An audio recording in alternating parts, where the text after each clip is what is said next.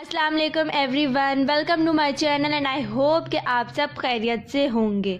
तो हम आगे चलते हैं। आज की हमारी ये वीडियो है अबाउट डेरिवेटिव, जो कि सेकंड ईयर का टॉपिक है, एफएससी पार्ट 2 का टॉपिक है और जो कि बहुत ही अहम टॉपिक है और बहुत ही इम्पॉर्टेंट चैप्टर है। पेपर के हवाले से ये बहुत ज़्यादा अहमियत रखता है। ये डेरिवेटिव्स एंड इंटीग्रेशन का नाम तो आप लोगों ने सुना ही होगा और ये जो है बहुत इम्पॉर्टेंट टॉपिक है सेकेंड ईयर के लिए भी और उसके आगे की भी जो होता है आप लोगों का यूनिवर्सिटी जो लोग प्री इंजीनियरिंग लेते हैं उनके लिए ये बहुत इम्पॉर्टेंट टॉपिक है। तो अब आ जाते हैं डेरिवेटिव्स के क्या है डेरिवेटिव्स, व्हाट इज़ डेरिवेटिव। सवाल ये पैदा होता है व्हाट इज़ डेरिवेटिव। अच्छा, लोग इसको ना काफ़ी मुश्किल बना देते हैं डेरिवेटिव्स, मतलब इसके नाम से ही घबराना शुरू हो जाते हैं क्योंकि लोगों ने अपने दिमाग में बिठाया हुआ है कि ये बहुत मुश्किल चैप्टर है। लेकिन हम यहाँ पे आपको ये चैप्टर ऐसे समझाएंगे कि आपको फ़ौरन समझ आ जाएगा। तो आज की ये वीडियो, मेरी जो वीडियो है, आज की इस वीडियो में हम पढ़ेंगे कुछ फार्मूलाज और rules of derivative with definitions. ठीक है, इसके बाद जो मेरी नेक्स्ट वीडियो होगी वो होगी about questions of derivatives. Okay, तो हम स्टार्ट करते हैं। अच्छा जी, अब डेरिवेटिव्स क्या होता है। Derivatives, what is derivatives. Derivatives के देखिए मैथ्स के अंदर ना डेरिवेटिव एक चेंज होता है फंक्शन के अंदर वेरिएबल की रिस्पेक्ट से। आई अगेन, चेंज होना फंक्शन में with respect two variable, that is derivatives. Okay, अब हम इसको उर्दू में तर्जुमा करते हैं। मतलब कि वेरिएबल से, मतलब अब आप फॉर एग्जांपल हमारी ज़िंदगी में, हमारी लाइफ में चेंज किस चीज़ से आता है। हम लोगों का जो चेंज होता है वो वक्त के साथ साथ होता है क्योंकि जो हमारी लाइफ है वो with respect to time change हो रहा है सब कुछ, ठीक है, टाइम की रिस्पेक्ट से। लेकिन डेरिवेटिव्स के अंदर जो चेंज होना है वो होगा वेरिएबल, और वेरिएबल क्या हो सकते हैं, एक्स, वाई, जेड। ये तमाम वेरिएबल्स हैं, इनकी रिस्पेक्ट से जो है आपका डेरिवेटिव जो है चेंज हो सकता है। अब डेरिवेटिव्स कैसे, किसे कहते हैं भाई, देखें आप लोग फिज़िक्स, केमिस्ट्री वगैरह में, फिज़िक्स में स्पेशली पढ़ते हैं कि चेंज के लिए आप लोग ये लफ्ज़ इस्तेमाल करते हैं। चेंज को आप लोग इससे डिनोट करते हैं, है ना, डेल्टा, जिसको डेल्टा कहा जाता है, इसको आप लोग चेंज कहते हैं। डेरिवेटिव्स में ऐसा नहीं है, डेरिवेटिव्स में भी चेंज होता है, लेकिन आप उसको शो कैसे करते हैं, उसके लिए, उसके चेंज के लिए जो आप लोग यूज़ करते हैं या उसको डिनोट कह देते हैं, डिनोट करते हैं, वो आप ऐसे करते हैं, डी अपॉन डी। ठीक है, डी अपॉन डी। लेकिन हमें इसमें ये तो समझ नहीं आ रहा ना कि क्या चीज़ चेंज हो रही है और किसकी रिस्पेक्ट से चेंज हो रहा है। मैंने आप लोगों को अभी बताया कि चेंज होना है वेरिएबल के रिस्पेक्ट से। वेरिएबल कुछ भी हो सकता है, एक्स, वाई और जेड। ओके, तो अगर ज़्यादातर जो मेन कॉन्सेप्ट्स हैं, टॉपिक हैं, वो है about derivative with respect to X, जो है बहुत इंपॉर्टेंट और बहुत बेसिक बात होती है एक्स की रिस्पेक्ट से। और ज़्यादा आप लोगों के कोर्स में और सिलेबस में भी एक्स के डेरिवेटिव्स हैं। तो मतलब कोई डेरिवेटिव सॉल्व होगा विद रिस्पेक्ट टू एक्स, यानी कि जिसकी रिस्पेक्ट, जिसकी वजह से वो डेरिवेटिव, वो चेंज पैदा होगा, तो वो कहलाएगा एक्स। और आपने उस एक्स को लिखना है डिनोमिनेटर के वाले डेरिवेटिव के साथ। ये इसका सिंपल सा एक वो रूल हो गया। लेकिन ज़रूरी नहीं है कि यहाँ पे सिर्फ ये एक्स ही आना है, यहाँ पे एक्स भी आ सकता है, वाई भी आ सकता है और जेड भी आ सकता है।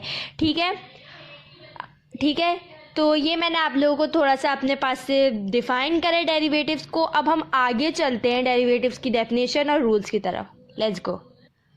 अच्छा जी, तो यहाँ पर मैंने आप लोगों के सामने डेरिवेटिव्स की बहुत इजी डेफिनेशन खोली है, पढ़ते हैं इसे। In mathematics the rate of change of a function with respect two variable is called derivatives.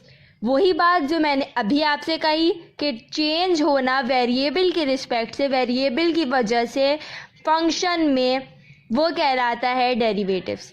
Okay, अब इसके जो है कुछ अहम पॉइंट्स, अहम तो इसमें बहुत कुछ है क्योंकि ये पूरा चैप्टर ही बोर्ड के पॉइंट ऑफ व्यू से, एग्जाम के पॉइंट ऑफ व्यू से बहुत ज़्यादा इंपॉर्टेंट है। तो इसके जो रूल्स हैं, जब भी आपके डेरिवेटिव में इस तरह से लिखा हुआ है एक्स के ऊपर जो है स्क्वायर हो, तो आप इसका डेरिवेटिव किस तरह निकालेंगे। डेरिवेटिव्स निकालने के लिए आपने पहले 2 लगाना है। ये 2 कहाँ से आया, आपने, मैं सिंपल सी ट्रिक देती हूँ आपको। स्क्वायर के लिए आपने पहले आपने ये 2 लिखा और इसके बाद जो आपका x था, ठीक है, जो आपकी बेस थी उसको आपने लिख दिया। सिंपल है। जब भी डेरिवेटिव्स में आपके पास कोई भी ऐसा वेरिएबल आए, ज़रूरी नहीं है यहाँ पे सिर्फ x यूज़ किया जाए, यहाँ पे x y z यूज़ किया जा सकता है।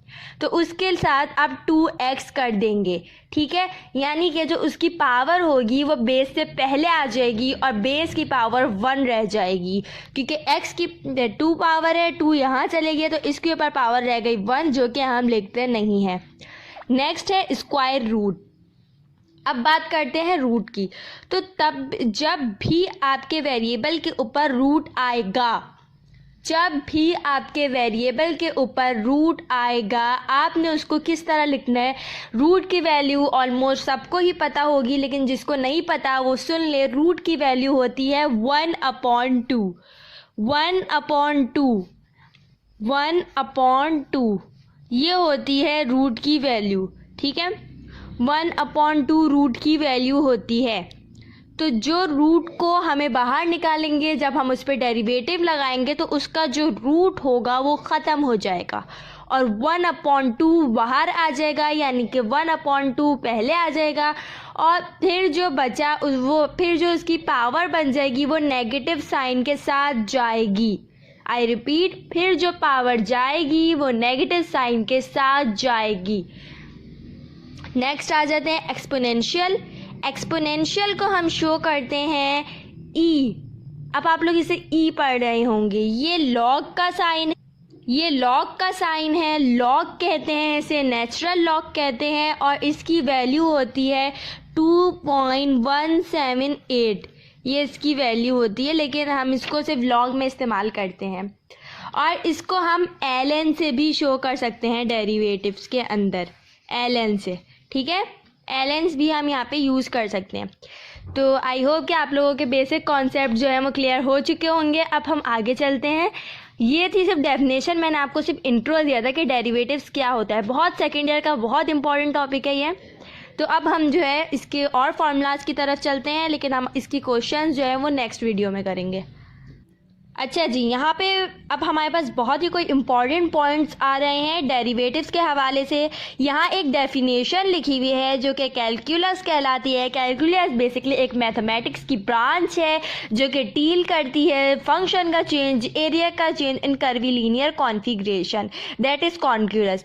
ओके, अब यहाँ पे आ जाते हैं point to be noted. Derivatives के हवाले से ये पॉइंट्स आपने देखने हैं। अगर यहाँ पे लिखा हुआ है d/dx, ओके, d/dx लिखा हुआ है तो x यानी कि यहाँ पे जो डेरिवेटिव हो रहा है वो d/ds का किसके रिस्पेक्ट से हो रहा है। मैंने अभी आपको बताया जो वेरिएबल आपका डिनोमिनेटर में होगा उसकी रिस्पेक्ट से ये होगा। और ये जो आपके डेरिवेटिव्स हैं उसके बहुत कम होते हैं जो कि जिसका डेरिवेटिव निकलता है, और वो है x y z t n theta. इनके अलावा कोई वेरिएबल भी आपका जो है उसमें नहीं जाएगा, चेंज नहीं कहलाएगा, ठीक है। A B C D constant values हैं। आई रिपीट, यहाँ पर सिर्फ यूज़ होता है x y z t n theta. इसके अलावा जितने भी फंक्शंस हैं, जितने भी अल्फ़ाबेट्स हैं, वो तमाम कांस्टेंट वैल्यूज़ कहलाती हैं, ए बी सी एक्सेट्रा। फिर से बताती हूँ, डेरिवेटिव जो रिस्पेक्ट से होता है, derivative with respect to X, यानी कि जिसके डेरिवेटिव का जो चेंज होता है वो सिर्फ X Y Z T and theta के रिस्पेक्ट से होता है। इसके अलावा आप लोग खुद भी नोट करेंगे कि इस चैप्टर में कहीं पर भी डेरिवेटिव्स में और कोई अल्फ़ाबेट या और कोई फंक्शन नहीं आएगा। अच्छा जी, अब यहाँ पे पॉइंट टू बी नोटेड करके आपने अपने पास ज़रूर लिखना है, जिस तरह यहाँ मैंने लिखा हुआ है, और यहाँ पे आप लोगों को बात क्लियर होती जाएगी कि मैंने अभी आपको बताया था कि डी अपॉन डी एक्स जैसे कि डेरिवेटिव है विद रिस्पेक्ट टू एक्स। ये आपको कैसे पता चला कि ये x की रिस्पेक्ट का डेरिवेटिव है, यानी कि इसमें चेंज पैदा हो रहा है, तब्दीली आ रही है x की वजह से। ये आपको ऐसे पता चला क्योंकि डिनोमिनेटर में x लिखा हुआ है। ठीक है, नेक्स्ट आ जाते हैं D upon D Y. Similarly x की जगह y आ गया है। अब से फ़र्क इतना हुआ है कि वहाँ चेंज हो रहा था x की रिस्पेक्ट से और यहाँ चेंज हो रहा है y की रिस्पेक्ट से। सिमिलरली z पर भी इसी तरह से होगा, derivative with respect to z and derivative with respect to t, derivative with respect to theta. ये तमाम बिल्कुल इसी तरह से होना है। अब आ जाते हैं एक और पॉइंट पे। ये तो आपने सिंपल वाले पॉइंट पढ़े हैं ऊपर के, सिर्फ एक डेरिवेटिव, एक वेरिएबल के जरिए ही डेरिवेटिव नहीं होता, डेरिवेटिव दो पे भी हो सकता है। अब यहाँ लिखा हुआ है डी अपॉन डी वाई और बराबर में एक्स न्यूमिनेटर से मल्टीप्लाई हो रहा है। इसका मतलब है डेरिवेटिव तो लग रहा है, डेरिवेटिव किसके रिस्पेक्ट से लग रहा है। यहाँ पे आप लोगों के दिमाग में फ़ौरन से आएगा कि मैंने अभी बोला है कि डिनोमिनेटर वाला वेरिएबल, तो डिनोमिनेटर पे तो y है तो y के रिस्पेक्ट से लगेगा।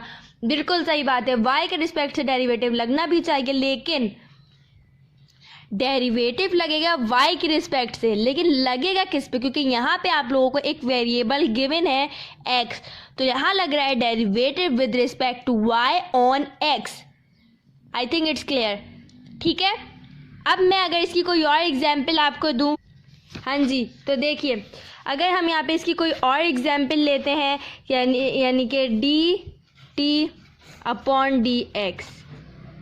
ठीक है, D T upon D x. अब यहाँ पे जो डेरिवेटिव लग रहा है वो यहाँ पे x लिखा हुआ है, तो with respect to x derivative लग रहा है विद रिस्पेक्ट टू x। किस पे लग रहा है, क्योंकि हमारे पास ऊपर पता चल रहा है हमें कि डेरिवेटिव किस पे लग रहा है, तो derivative with respect to x on t। ठीक है, इसको और थोड़ा सा समझ लेते हैं। अगर यहाँ पे इस तरह से लिखा हुआ है कि D Y upon D T, तो अब इसको यहाँ क्या हो रहा है, derivative with respect to t, यानी कि डेरिवेटिव चेंज पैदा हो रहा है डेरिवेटिव में, फंक्शन में विद रिस्पेक्ट टू t, लेकिन किसका चेंज हो रहा है, किस पे लग रहा है, ये हमें पता है ऑन y, जो कि आपके पास गिवन है न्यूमिनेटर में। Okay, I think it's clear. अब आगे चलते हैं। एक और यहाँ पे नोट करके जो बात है, इसको आपने एज अ रूल जो है याद कर लेनी है कि जब भी लेकिन जब आपका डेरिवेटिव होता है इस तरह से, यानी कि derivative with respect to y on x, तो वो आप लोग उसको सॉल्व करते हो तो उसकी सॉल्यूशन मतलब हम आगे पढ़ेंगे अभी। ठीक है, उसका सॉल्यूशन होता है। लेकिन अगर यहाँ पर x आ जाए, ठीक है, यहाँ भी x यहाँ भी x, यहाँ y आ जाए, दोनों वेरिएबल सेम हो जाए, तो वो इक्वल होता है 1 के। और ये एक रूल है, पॉइंट है, इसको आपने जो है पढ़ लेना है, याद कर लेना है, किसी भी तरह अपने दिमाग में बिठा लेना है। अब यहाँ पे x y z t और थीटा कुछ भी आ सकता है।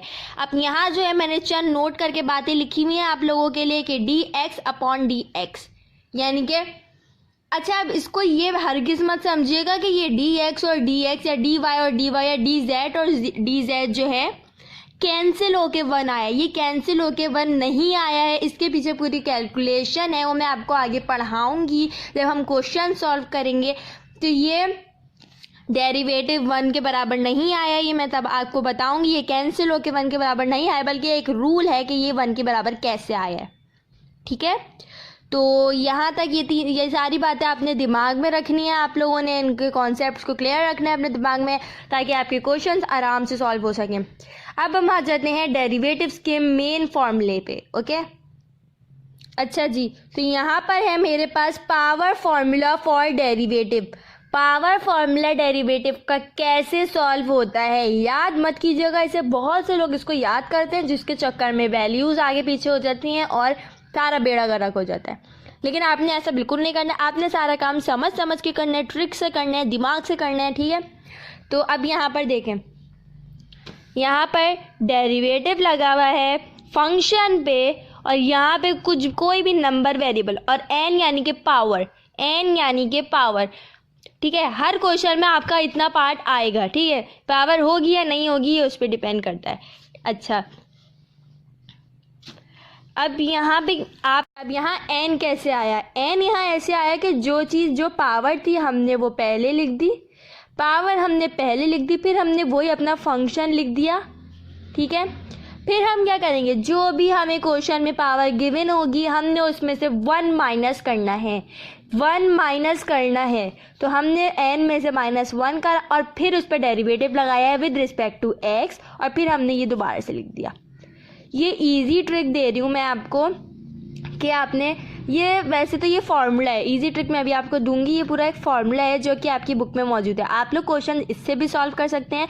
पावर फार्मूला डेरिवेटिव सॉल्व करने के 2 तरीके होते हैं। ये वाला तरीका थोड़ा लंबा हो जाता है लेकिन आसान है। लेकिन जो एक और जो फार्मूला है, जो ट्रिक है, वो मैं आपको दूंगी तो उससे ज़रा आसानी से सॉल्व हो जाते हैं। बात सारी समझने की है। तो यहाँ पर सिंपल सी बात है, दोबारा रिपीट करती हूँ। पहले आपने पावर लिखनी है, जो भी पावर होगी, फिर आपने अपना जो भी आपको फंक्शन गिवन होगा आपने वो लिखना है। फंक्शन करने के बाद आपने पावर में से 1 माइनस करके उस फंक्शन की पावर बनाना है। ये रहा। ठीक है, फिर आपने अगेन डेरिवेटिव अप्लाई करना है इसके ऊपर। ठीक है, आपने फिर डेरिवेटिव अप्लाई करना है इसके ऊपर। तो यहाँ पे ठीक है, यहाँ पे पहले पावर आ गई, फिर आपने फंक्शन लिख दिया, पावर में से 1 माइनस हो गया, फिर डेरिवेटिव अप्लाई किया, फिर ये आ गया। ठीक है, अब यहाँ मैंने एक एग्जांपल से इस फॉर्मूले को जो है सॉल्व करा है। अब आप इसको देख सकते हैं। तो यहाँ पर क्या हुआ है कि हमने जो है ऐसी एग्जांपल उठा ली कि यहाँ पे हमने एक x, ये फंक्शन हो गया, हमने इसकी पावर ले ली 5। आप इसको कैसे सॉल्व करेंगे? आपने पहले लिखी पावर, जैसे मैंने आपको बताया। पावर यहाँ क्या दी मैंने, आप सबको दिख रहा है, मुझे भी दिख रहा है, 5 हमने सबसे पहले लिख दिया। 5 लिखने के बाद हमने वैसे ही अपना फंक्शन लिखा और पावर में से 1 को माइनस कर दिया। 1 को हम 5 - 1 करेंगे तो 4 आना है। ठीक है, 1 को हमने माइनस कर दिया। माइनस करने के बाद हमने यहाँ डेरिवेटिव अप्लाई करा, और डेरिवेटिव अप्लाई किस पे होगा? फिर पावर पर। ठीक है, यहाँ मैंने जिस तरह से आप लोगों का बताया था कि पहले हमने पावर लिखी, फिर फंक्शन लिखा, पावर में से 1 माइनस, डेरिवेटिव अप्लाई हुआ फंक्शन में, फिर पावर का कोई गेम नहीं है। तो उसी तरह से यहाँ पर हमने पहले पावर लिखी, फंक्शन में से 1 को पावर, फंक्शन लिखा, पावर में से 1 को माइनस किया, फिर डेरिवेटिव लगाएंगे सिर्फ बेस पे, फिर पावर नहीं आएगी। ठीक है, अच्छा जी, फिर हम क्या करेंगे?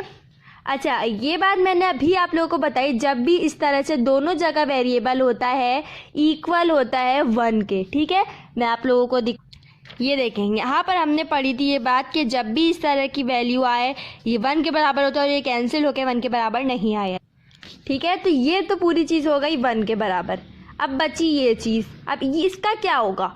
5 ऐसे ही आएगा और x की जगह आ जाएगा, x के पावर आ जाएगी 4, क्योंकि आपने उस पावर में से 1 को माइनस कराया है। ठीक है, आई होप आपको बात सारी मेरी समझ आ रही होगी।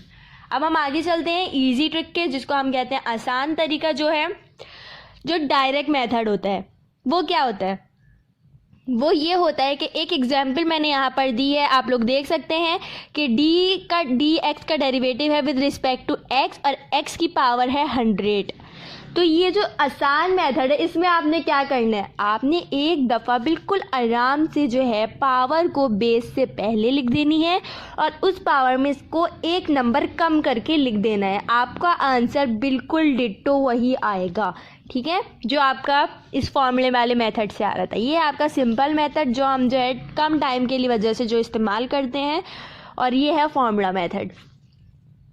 ठीक है, तो यानी कि मैंने क्या कहा? मैंने ये कहा कि s के ऊपर जो भी पावर होगी आपकी, वो आप लिख देंगे पहले बेस से, वेरिएबल से पहले, और फिर उसके बाद आपने अपनी बेस लिख के 1 को माइनस करा देना है, यानी 1 नंबर खुद ही कम कर देना है।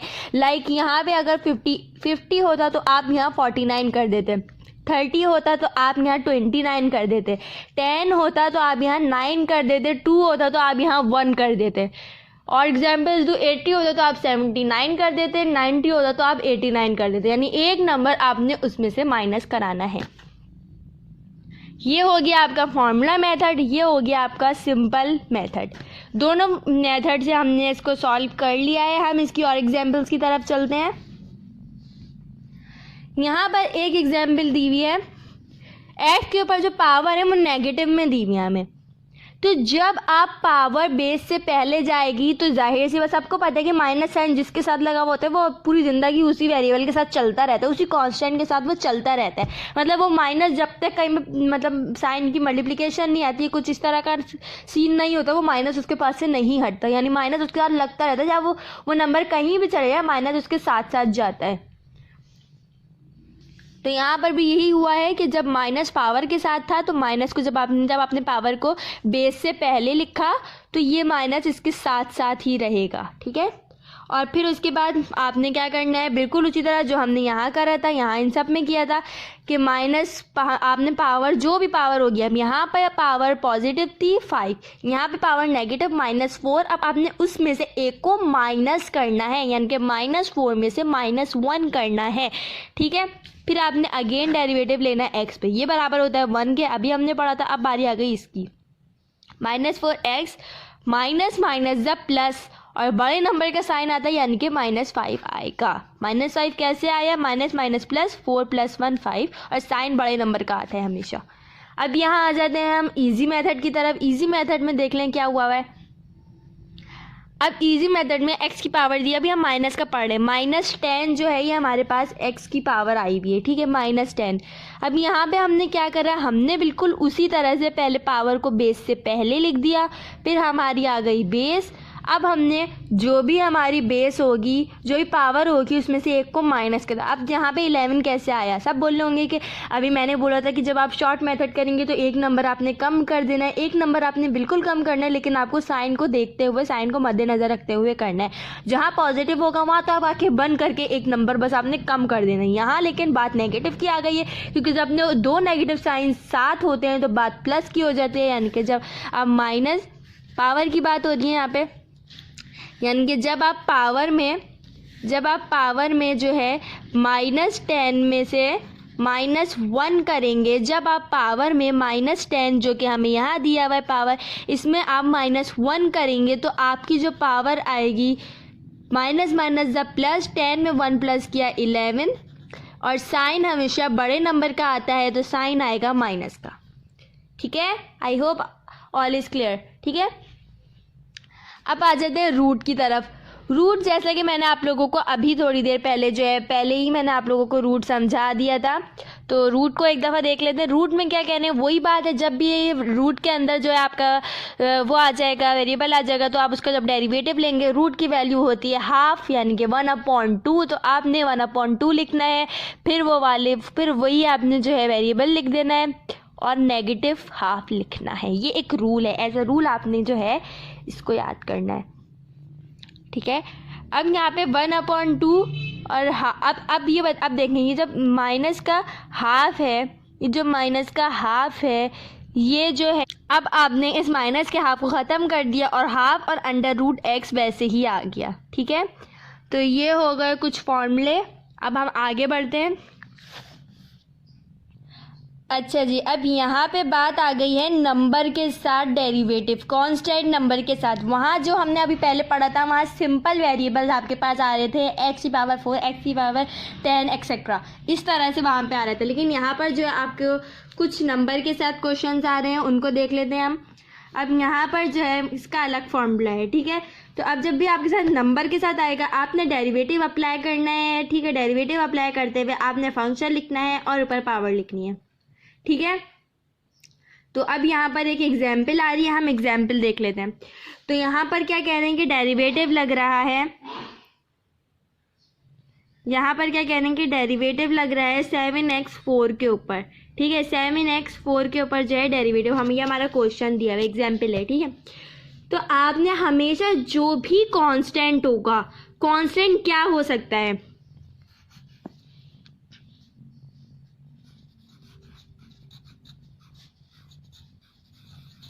इनके अलावा जो भी हर चीज़ दुनिया की जो है डेरिवेटिव के लिए कांस्टेंट हो गया, ठीक है।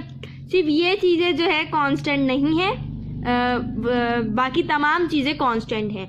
ये चीज़ें जो हैं जो वेरिएबल कहलाएंगी और जो कि यूज़ होंगी आपके इन क्वेश्चंस में। बाकी इनके अलावा आप जितना भी कोई भी ABCD आ जाए, जो भी चीज़ आ जाए, उसको आपने डेरिवेटिव से पहले फेंक देना है, ठीक है। डेरिवेटिव से पहले आप उसको लिख देंगे। तो जब आपने इसका डेरिवेटिव लेंगे आप नंबर वाइज, तो किस तरह से होगा मैंने आप लोगों को अभी बताया। जब इस तरह से डेरिवेटिव्स का आ जाए कि ये इस तरह से आ रहा हो और मल्टीप्लाई हो रहा हो, तो आपने क्या करना है, बहुत आसान सा मेथड है।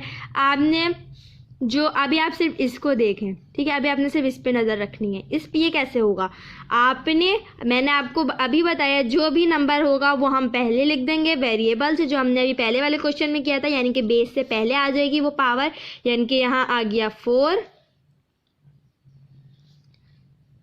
और फिर आ गई हमारी जो भी बेस है, और फिर उस पावर में से 1 माइनस हो जाएगा। हम डायरेक्ट करते हैं 4 - 1 3, ठीक है, डायरेक्ट काम करना है आपने। ये आ गया ये चीज़, ठीक है। इसका डेरिवेटिव कैसे लिया आपने, ऐसे कि यहाँ पे पहले 4 बेस से पहले, फिर पावर में से 1 को माइनस कर दिया। ये काम आपने डायरेक्ट करना है, क्योंकि ऑब्वियसली सेकेंड ईयर लेवल है, बच्चों की तरह स्टेप बाय स्टेप काम नहीं करना है, ठीक है। तो ये इस तरह से हो गया, तो यहाँ पर ये आ गया। अब ये आने के बाद ये 7 जो कि आपने कांस्टेंट कह के बाहर कर दिया था, उसको आपने पूरे से मल्टीप्लाई करा देना है, यानी कि 7 4 = 28 और x³ एज इट इज आ जाएगा। 7 4 = 28 कह रहे हैं कि डेरिवेटिव लिया हुआ है 8 का और वो 0 क्यों हुआ इसका डेरिवेटिव। अब मैं आपको बताती हूँ कि जब भी कोई भी कांस्टेंट वैल्यू का डेरिवेटिव लिया जाता है तो वो 0 के बराबर होता है। अब हम इसको थोड़ा सा और समझ लेते हैं इस तरह से। तो यहाँ पर मैं आपको समझाती हूँ। देखें, जब भी आप डेरिवेटिव लेंगे, जैसे आपने डेरिवेटिव लिया यहाँ पर, ठीक है, यहाँ पे लिखा हुआ है डेरिवेटिव लेना है आपने x की रिस्पेक्ट से, और जो है आपका यहाँ पर आ गया x², ठीक है। जब भी आप x² का डेरिवेटिव लेंगे ना, तो मैंने आपको अभी समझाया कि जो भी पावर होगी वो आ जाएगी बेस से पहले, यानी कि ये हो जाएगा 2x, बस बात ख़त्म, इसका यही आंसर रहेगा। अब जब आप डेरिवेटिव लेंगे 7x³ का, ठीक है, जब आप इसका डेरिवेटिव लेंगे तो क्या होगा, तो ये होगा कि आपने 7 को जो कि कांस्टेंट है उसको ऐसे ही छोड़ देना है और फिर डेरिवेटिव अप्लाई करना है, और फिर आपने क्या करना है, अब आप इस वैल्यू जो ये है ना, अब यहाँ कोई कांस्टेंट नहीं था तो हमने ज़्यादा लंबा काम नहीं किया, डायरेक्ट आंसर दे दिया। अब यहाँ क्योंकि कांस्टेंट 7 था तो हमने 7 को बाहर कर दिया, डेरिवेटिव लगाया। अब यहाँ 3 है, काम यही करना है, 3 को आपने पहले लिख देना है, 3 यहाँ पहले आ गया, फिर बेस आ गया, फिर पावर में से 1 को माइनस कर दिया, यानी कि 3 - 1 दैट इज़ 2, यानी कि स्क्वायर, तो 3x² आ गया, ठीक है। अब जो कि आपने 7 को कांस्टेंट कर दिया था आपने वो लिखा, ठीक है।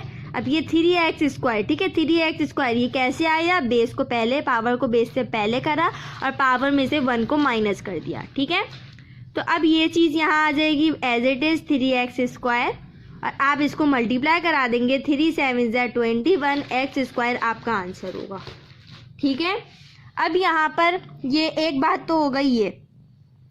अब अगर इस तरह से कहीं डेरिवेटिव में लिखा हुआ आ जाता है आपके पास dx/x, dy/y, dz/z, या dt/t, या dθ/θ, तो इसका आंसर आप लोग देंगे 1, ठीक है।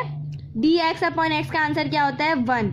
ये एक रूल है जो मैंने आपको समझाया था अभी थोड़ी देर पहले, ये ठीक है, 1 के बराबर होगा ये। अच्छा जी, अब अगर, ठीक है,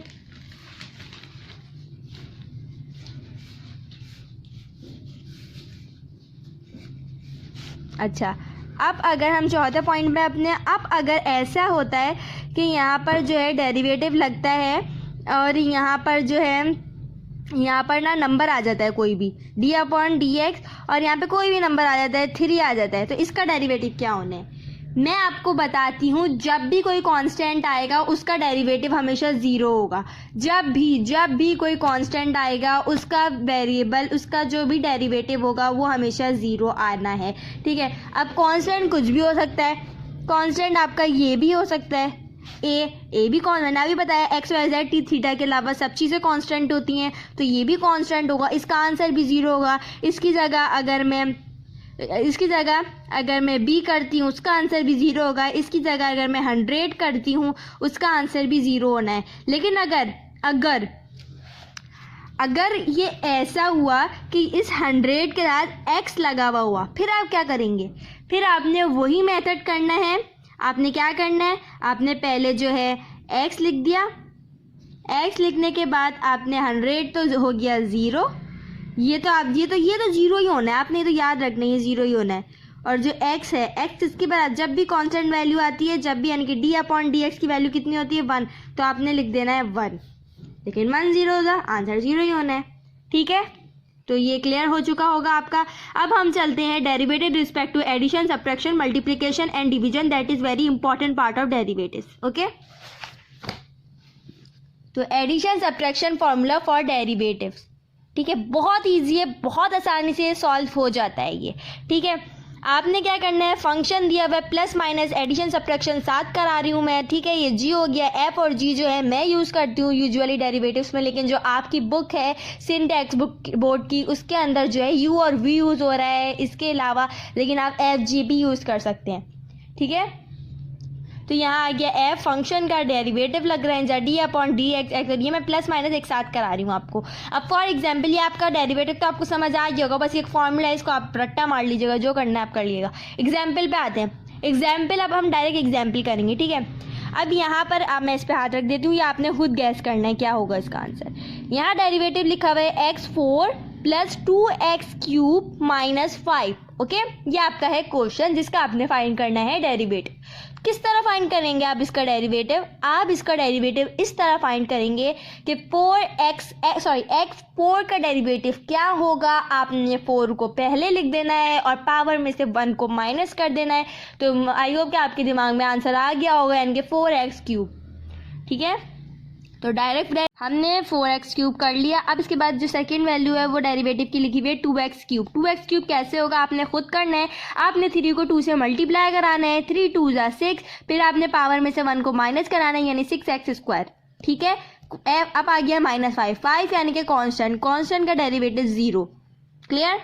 अच्छा, आगे जो नेक्स्ट एग्जाम्पल आ रही है ये है आपकी होमवर्क में, आप लोग इसको नोट आउट करें, आप लोग खुद इसको सॉल्व करें, मुझे कमेंट सेक्शन में इसका आंसर ज़रूर बताइएगा कि इसका आंसर क्या है। आगे चलते हैं। अच्छा जी, तो अब यहाँ हमारे पास आ गया है multiplication formula for derivative. Multiplication फार्मूले को हम कैसे यूज़ करते हैं, उसका रूल क्या होता है, उसको कैसे सॉल्व करते हैं, आइए देखते हैं। आपने क्या करना है, ये एफ और जी दो टर्म्स है जो कि बीच में डॉट लग रहा है, यानी कि मल्टीप्लाई। देखिए मल्टीप्लाई के लिए ये यूज़ होता है, ये यूज़ होता है, ये 2 ब्रैकेट ऐसे बने हुए और बीच में कोई साइन यूज़ नहीं हो रहा कि दैट इज़ मल्टीप्लिकेशन। यहाँ पे हमें पता चलेगा मल्टीप्लिकेशन का रूल अप्लाई होना है। ठीक है, तो यहाँ डॉट लगा हुआ है कि आपको पता चल रहा है ऐसे कि यहाँ पे मल्टीप्लाई लग रहा है। ठीक है, तो आपने मल्टीप्लाई कैसे करना है आप देखें। पहले हम लिखेंगे जो इसका फॉर्मूला होगा। फॉर्मूला कैसे बनाएंगे हम देखते हैं। फॉर्मूले में पहले आपने लिखना है फर्स्ट वैल्यू। ठीक है, फर्स्ट वैल्यू लिखी, फिर आपने डेरिवेटिव अप्लाई किया सेकंड वैल्यू पर, ये ठीक है, फिर आपने बीच में हमेशा प्लस का साइन, मल्टीप्लिकेशन में बीच में हमेशा दोनों के बीच में हमेशा प्लस का साइन लगना है। ठीक है, प्लस, फिर आएगी सेकंड वैल्यू, फिर डेरिवेटिव फर्स्ट पे। I repeat it. तो किस तरह से होगा कि पहले आपने जो है फर्स्ट वाली वैल्यू एज इट इज लिख देनी है, एज इट इज छाप देनी है। फिर आपने लगाना है डेरिवेटिव सेकंड वैल्यू पर, फिर आपने लगाना है डेरिवेटिव सेकंड वैल्यू पर, यानी कि g(x), यानी कि जो भी आपके क्वेश्चन में आपसे बात की जा रही होगी आपने उस पर डेरिवेटिव लगाना है। डेरिवेटिव लगाने के बाद आपने बीच में साइन लगाना है प्लस का, प्लस के बाद आपने सेकंड वैल्यू, पहले आपने फर्स्ट को पहले लिखा था, अब आप लिखेंगे सेकंड वैल्यू को पहले और डेरिवेटिव लगा देंगे फर्स्ट वैल्यू पर। आई थिंक इट्स क्लियर। अब हम इसकी एग्जाम्पल की तरफ बढ़ते हैं। एग्जाम्पल बहुत सिंपल सी है।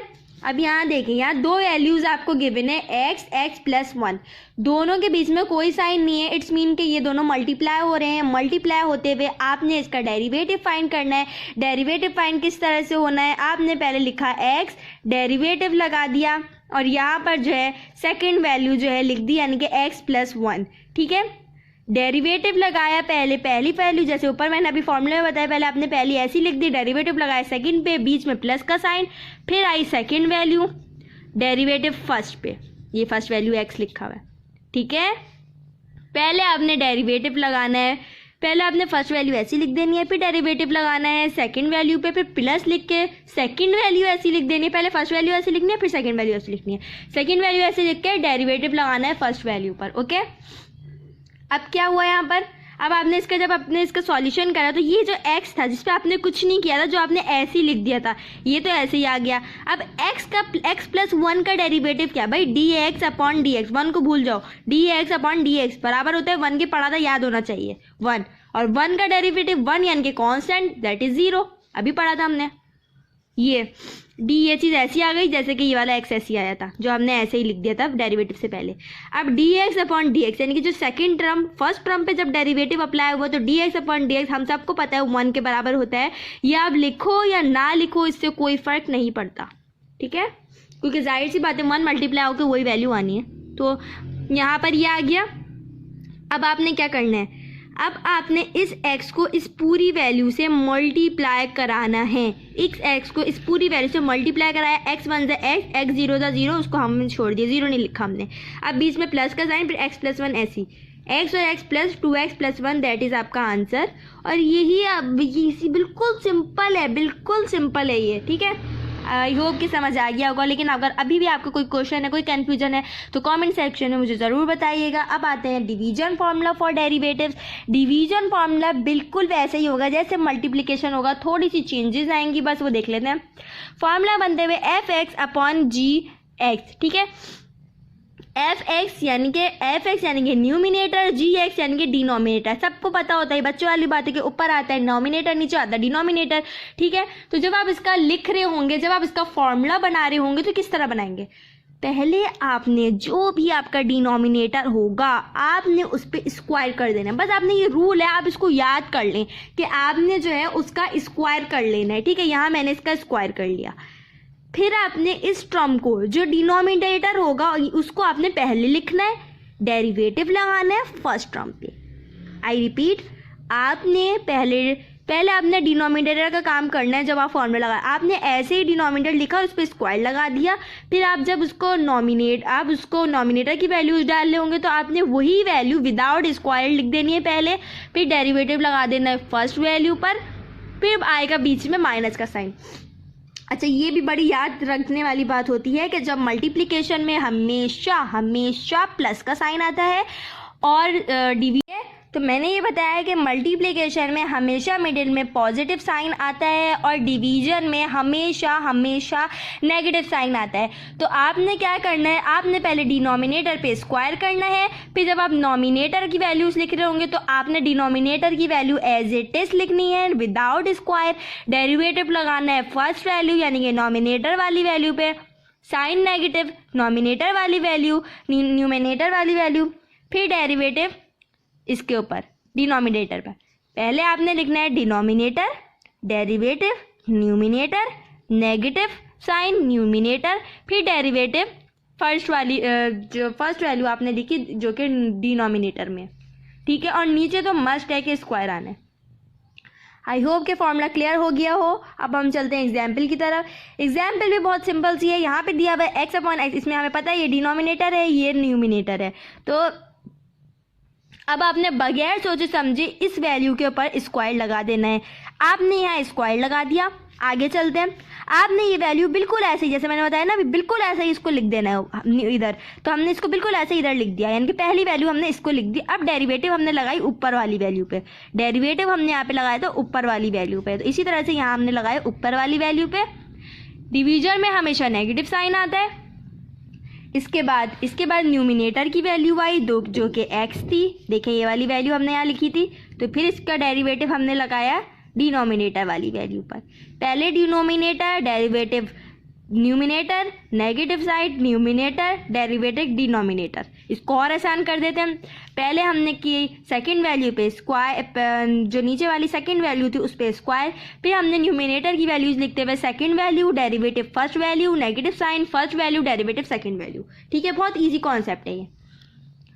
तो अब आपने इसका डेरिवेटिव लेना है। ये चीज़ ऐसे ही आ जाएगी जिस तरह मल्टीप्लिकेशन में पहली वैल्यू ऐसे ही आ गई थी, इसी तरह डिवीजन में पहली वैल्यू ऐसी आ गई। डेरिवेटिव लगेगा एक्स पे तो 1 के बराबर होता है। ये बात तो आपको अब तक याद हो जानी चाहिए कि यहाँ एक्स दोनों हो या दोनों वाई हो या दोनों जेड हो, वो 1 के बराबर होता है।